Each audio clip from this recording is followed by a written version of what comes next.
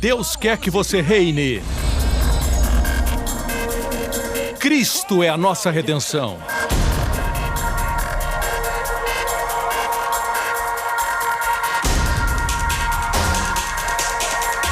Deus é justo e faz o pecador justo.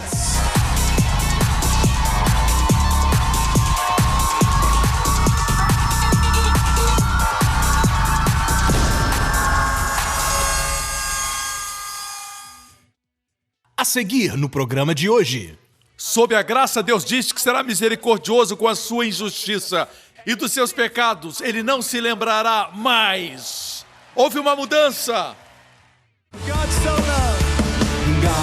so loved the world, He gave His only Son, perfect love upon the cross.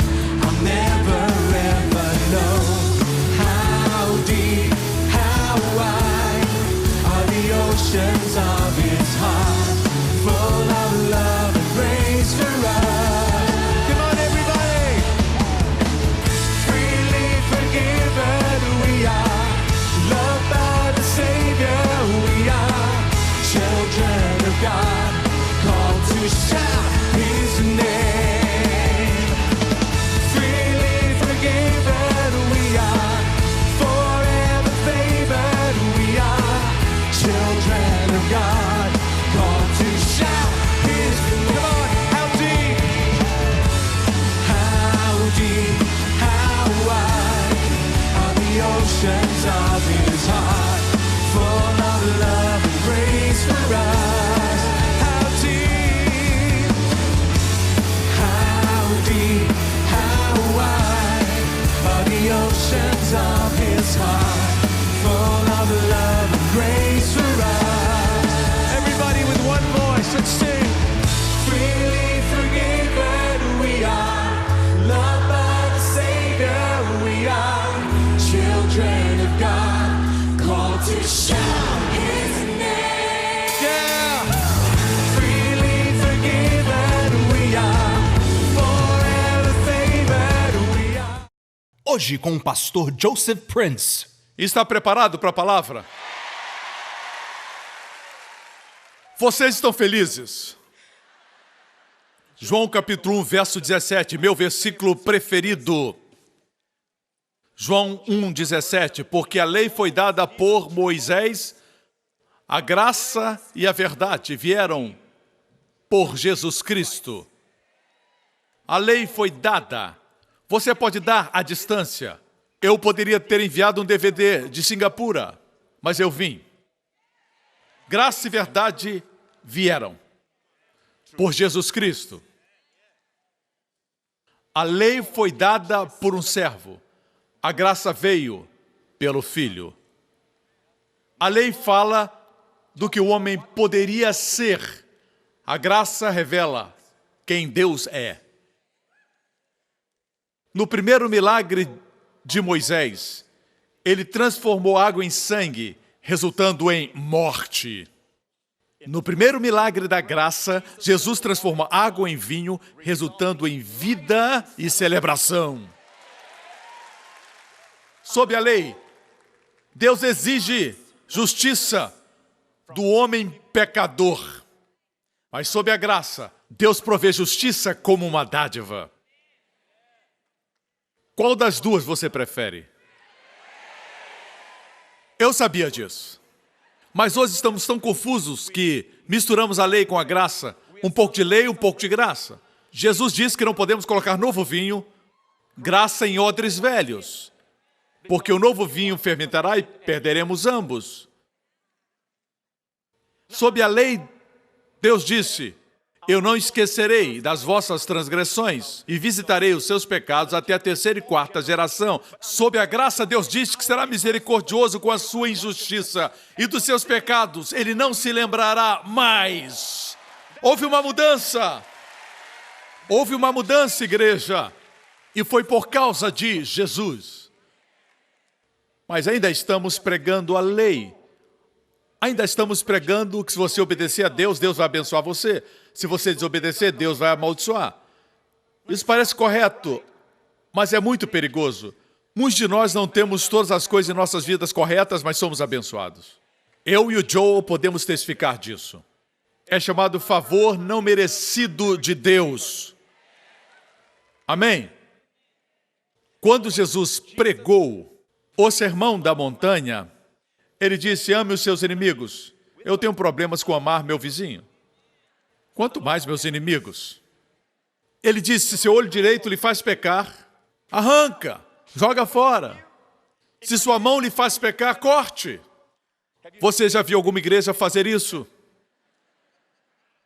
A igreja seria um grande hospital de amputados. O que Jesus quis dizer? Ele apresentou a lei com seus padrões cristalinos. Os fariseus trouxeram a lei da forma que se podia praticar. Jesus disse: se você olhar para uma mulher e a desejar, já pecou. Os fariseus diziam que tinha que ser fisicamente. Assim, Jesus era um experto em demonstrar com a lei que não tem jeito para você, para que você sinta a necessidade dele.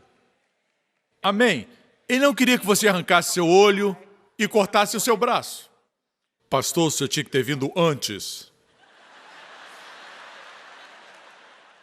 Batam os bracinhos, todos juntos. Pelo menos ainda tem os olhos. Então, o que Jesus quis dizer? Se Jesus tivesse pregado o Sermão da Montanha e tivesse ficado lá na montanha, não teríamos esperança.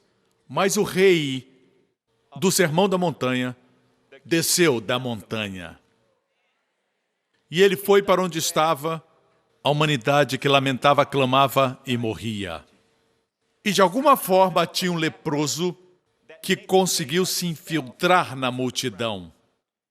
E Jesus encontrou aquele leproso e ele disse: Senhor, se o Senhor quiser, pode me tornar limpo. Não tinha como aquele padrão do Sermão do Monte o salvar. Jesus desceu para onde ele estava. E Jesus o tocou. Ele não era tocado há muitos anos. Ele não era abraçado por seus filhos. Ele não podia estar no lugar público. Ele era um leproso. Ele era alguém impuro. O leproso no lugar público tinha que gritar: impuro, impuro! E ali ele está diante de Jesus. E ele diz: se quiser, Senhor, o Senhor pode me limpar. Não duvidava que Jesus podia. Ele duvidava se ele queria. E Jesus estendeu sua mão e disse: eu quero te limpar. Seja purificado. Veja isso. Sob a lei, o leproso, o impuro, faria o puro impuro. Mas sob a graça, Jesus fez o impuro puro. Sob a lei, o pecado é contagioso. Sob a graça, a justiça e a bondade de Deus são contagiosas. Não precisamos temer que estar sob a graça vai produzir licenciosidade. Porque a Bíblia diz claramente, Romanos 6,14, veja aqui, porque o pecado não terá domínio sobre vós, pois não estáis debaixo da lei, mas debaixo da graça. Mas o que temos crido é que quando estamos sob a graça, o pecado tem domínio sobre nós. Temos sido enganados pelo inimigo. A Bíblia, de forma clara, diz que quando estamos sob a graça e não sob a lei, o pecado não tem domínio sobre nós. A palavra pecado aqui é substantivo. Você pode substituir por Satanás, não terá domínio. Enfermidade não terá domínio. Pobreza não terá domínio sobre você. Quando? Quando você não está sob a lei, mas sob a graça. Essa ideia de que quando as pessoas estão sob a graça, causa licenciosidade, vem do poço do inferno. Você não pode estar sob a água e não se molhar. Você não pode estar sob a graça e não ser santo. Veja, o ministério de Joel traz as pessoas para dentro da graça de Deus. Você nem percebeu que foi lançado na graça de Deus. O sorriso dele é perigoso para o diabo.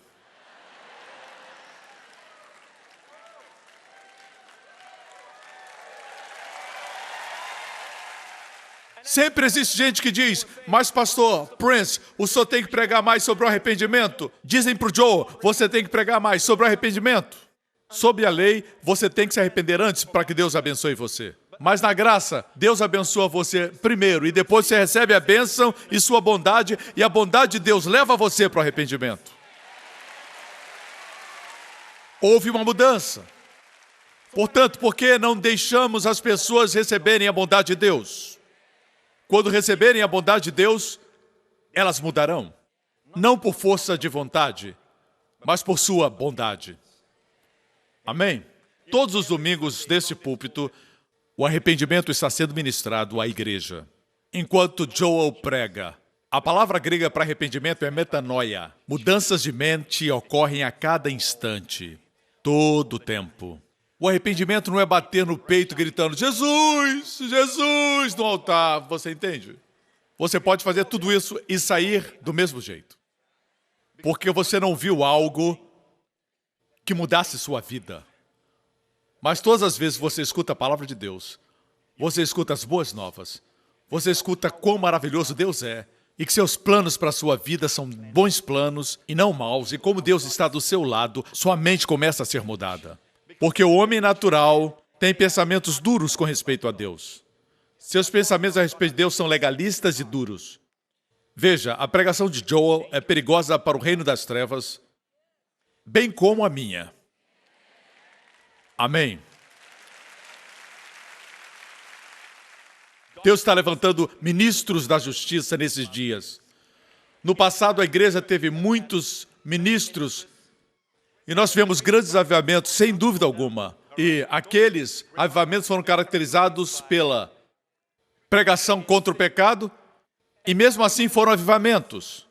Não estou dizendo que não houve salvação nesses avivamentos, mas a Bíblia diz, 2 Coríntios 3, verso 9, veja aqui, porque se o ministério da condenação foi glorioso, Deus chama esses ministérios, ministérios da condenação, ministérios que enfatizam a pregação contra o pecado, Deus chama ministério de condenação. E Deus diz que eles foram gloriosos. Mas, veja isso, o ministério da justiça muito mais excederá em glória. Você ainda não viu nada. Deus está levantando ministérios de justiça em todo o mundo. Existe uma revolução da graça acontecendo. Você não se alegra de fazer parte disso? Amém. Já se passaram aqueles dias dos ministérios da condenação. Agora é o ministério da justiça. Me lembro, há muitos anos atrás, Deus falou comigo no meu quarto, quando eu estava estudando a palavra. Eu estava sentado e todas as minhas Bíblias e comentários estavam lá. E Deus falou comigo muito claramente e disse, filho, estuda a jornada do povo de Israel do Egito ao Monte Sinai, porque aí está uma figura da pura graça. Apesar deles murmurarem e reclamarem durante este tempo, nenhuma alma morreu. Eu não tinha ouvido ninguém pregar sobre isso. Ainda. Não tinha lido isso em nenhum livro. Eu corri então para a minha Bíblia e fui checar para ver se Deus estava errado. Você também já fez isso? Você nunca ganha de Deus. E eu descobri que ninguém morreu do Egito ao Sinai. Apesar de murmurarem, você sabia que murmurar e reclamar é pecado? Certo? Diante do Mar Vermelho, quando os exércitos de Faraó estavam marchando contra eles e o Mar Vermelho estava diante deles, eles gritaram, Moisés, você nos trouxe aqui para morrer? Não existem túmulos suficientes no Egito? Eles murmuraram, mas ninguém morreu. Deus abriu o Mar Vermelho. Por 3 dias ficaram bem, mas depois não tinha água. Eles reclamaram e Deus fez as águas amargas ficarem doces. Ficaram bem por uns dias, depois reclamaram que não tinha comida. E Deus fez chover, não julgamento, mas pão dos céus. Parece que cada vez que murmuravam, Deus mandava demonstração da sua bondade. Outra vez reclamaram que não tinha água e Deus fez brotar água da rocha. Então chegaram à base do Monte Sinai, em Êxodo 19. Então eles disseram para Deus, tudo que o Senhor mandar, nós faremos. No hebraico, é uma expressão forte. Naaseh venishma, que quer dizer tudo que o Senhor nos mandar, podemos fazer. Isso antes de ouvirem os 10 mandamentos em Êxodo 20. Eles se orgulharam antes de terem escutado. Eles estavam se fundamentando na sua própria força, na sua própria justiça, que não possuíam. Durante aquele tempo, Deus os abençoava, não pela bondade deles, mas porque Deus é bom. Ele abriu um caminho e lhes deu provisão, não pela fidelidade deles, mas pela fidelidade de Deus. Eles saíram sob o concerto abrâmico da graça. E agora, ao pé da montanha, o que eles estão dizendo é: Deus, não nos trate, não cuide de nós, não nos julgue baseado em sua bondade, mas nos abençoe por nossa obediência. No momento que eles se firmaram na sua própria força, Deus mudou sua forma de tratá-los. Deus disse: Moisés, diga para eles não se aproximarem. Repentinamente, Deus se distanciou do povo. Se vocês querem que eu abençoe, baseado na obediência de vocês, baseado na bondade de vocês, não se aproxime, o monte é santo, ou então vocês vão morrer. Ele nunca tinha os tratado assim antes disso. Ele estava na coluna de nuvem durante o dia e na coluna de fogo durante a noite. Ele estava perto deles. Mas quando eles se firmaram na sua própria santidade, na sua própria justiça, que eles não possuíam, Deus disse: esse é o trato. Se querem a bênção baseada na obediência de vocês, não se aproximem. Mesmo o animal, se aproximar, morrerá.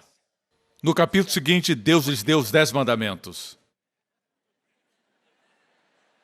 Deus não disse: se quebrarem um, serão culpados desse um que quebraram, mas se quebrarem um, são culpados de todos.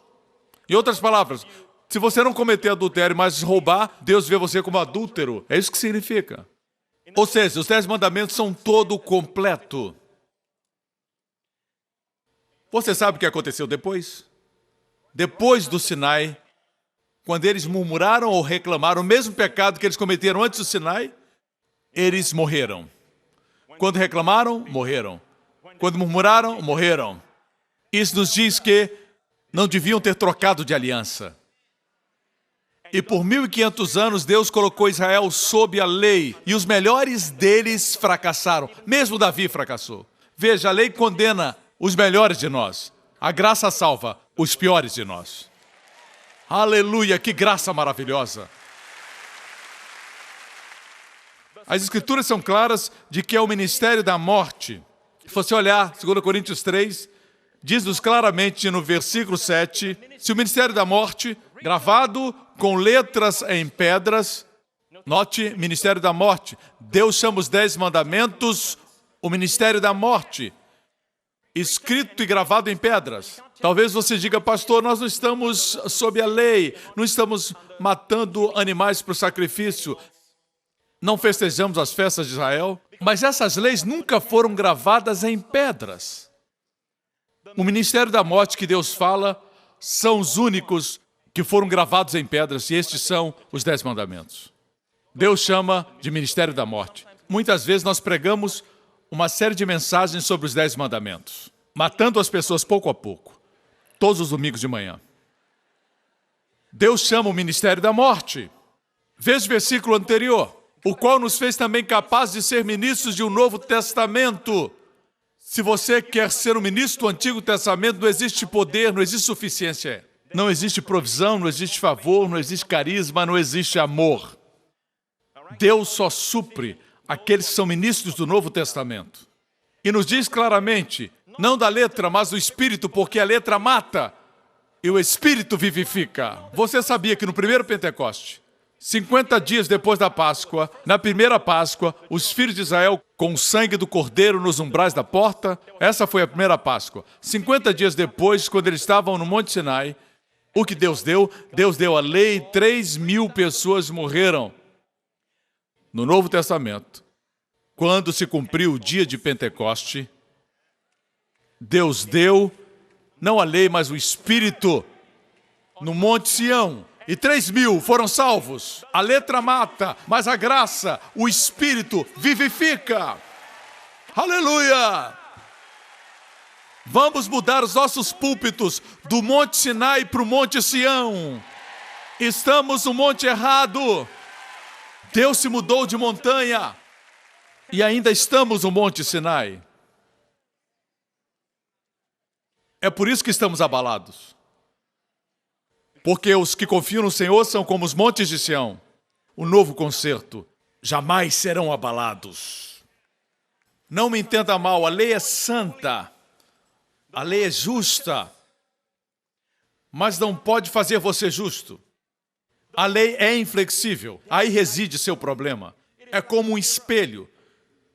Quando você olha para o espelho, ele reflete a verdadeira e inflexível verdade.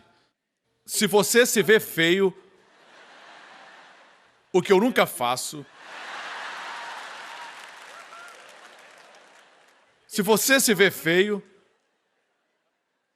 não culpe o espelho. Não quebre o espelho. Muitas vezes é só olhar e ele quebra. A lei somente revela quem você é. Ela não tem a capacidade de mudar você. A lei é santa, mas não pode fazer você santo. Se a lei se curvar, ela não é mais lei. A verdade é essa, se você pode guardar a lei de Deus, Deus vai abençoar você. Mas, por outro lado, se quebrar, Deus vai amaldiçoar você. Deu para entender? Muitas vezes nós pensamos que por pregar a lei, as pessoas se tornam obedientes à lei. Mas a Bíblia diz claramente que a força do pecado é a lei. Raramente ouvimos isso pregado. Em 1 Coríntios 5:56 diz que o aguilhão é o pecado e a força do pecado é a lei. Uau! A palavra força aqui é dunamis no grego. A força do pecado é a lei. Veja, quem está tentando trazer a força do pecado para dentro da igreja e usa o púlpito. E não se espante que seus ministros são transformados em ministros da justiça de acordo com as obras. Seu nome em hebraico é Hassatan, que quer dizer advogado de acusação. Além de roubar, matar e destruir, ele é o acusador. Antes de ele roubar você, ele acusa você. Antes de ele matar você, ele acusa você. Antes de destruir. Ele não é chamado destruidor, ele é chamado acusador. Não homicida, mas acusador dos irmãos. É preciso conhecer suas artimanhas. Colossenses 2 nos diz, Jesus cravou na cruz a cédula que era contra nós. Que cédula é essa que era contra nós? Alguém pode dizer, ninguém pode apagar o que está escrito. Deus pode. Deus cravou a lei à cruz. E o que diz o versículo seguinte? E despojando os principados e as potestades. Isso demonstra que o armamento, a arma do diabo é a lei. O diabo usa a lei para derrubar você. Ele diz que você não conseguiu fazer isso, não conseguiu fazer aquilo. Mesmo quando acerta, não foi suficiente. Quando faz errado, ele acusa. Quando você faz certo, ele diz que não foi suficiente. Quando Pedro conheceu Jesus, Jesus disse, vamos pescar. Certo? E Pedro passou a noite pescando e não pegou nada. E disse para o Senhor, segundo a tua palavra, lançarei as redes. Você é carpinteiro, eu sou pescador. Bem, se o senhor manda, vou lançar a rede. E ele lançou uma rede. E a rede se rompia porque o barco estava cheio de peixes. E ele reconheceu quem era Jesus, caiu aos pés de Jesus e disse, aparta de mim, eu sou homem pecador. Uma pergunta para você, o que aconteceu primeiro? A bondade de Deus ou o arrependimento de Pedro? É a bondade de Deus que nos leva ao arrependimento. Veja agora, Lucas 18 e 19. O Espírito Santo colocou essas duas histórias juntas, capítulos 18 e 19. Eu não acredito que estão em ordem cronológica, mas o Espírito Santo colocou esses dois textos em ordem divina. Lucas 18 fala do jovem rico, Lucas 19 fala de Zaqueu. Em Lucas 18, o jovem rico veio a Jesus e disse, o que devo fazer? O que devo fazer para herdar vida eterna? Ele estava enfatizando os seus feitos.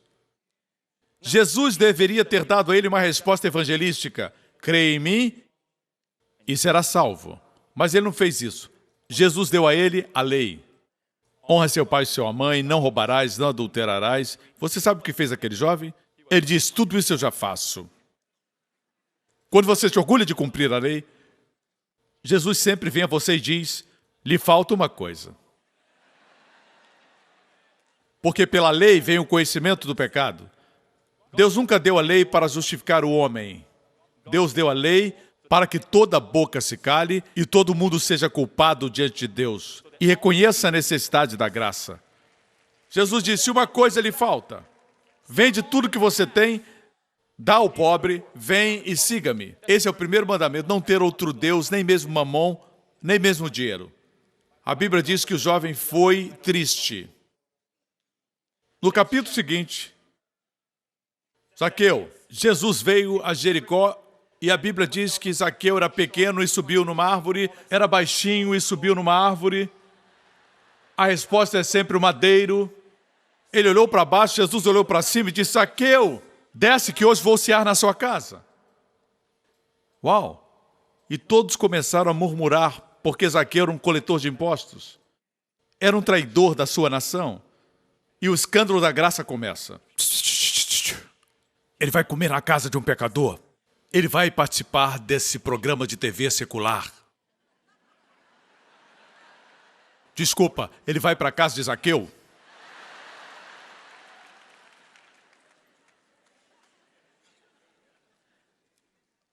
Nenhuma lei foi dada, somente graça. No final daquela refeição, Zaqueu ficou de pé e disse, vejam, tudo que eu roubei, eu vou pagar 4 vezes mais. Metade dos meus bens vou dar para o pobre. Jesus sorriu e disse, salvação entrou nessa casa. Agora, veja isso. Em Lucas 18, Jesus deu ao jovem rico a lei e ele não deu nem R$1 de oferta.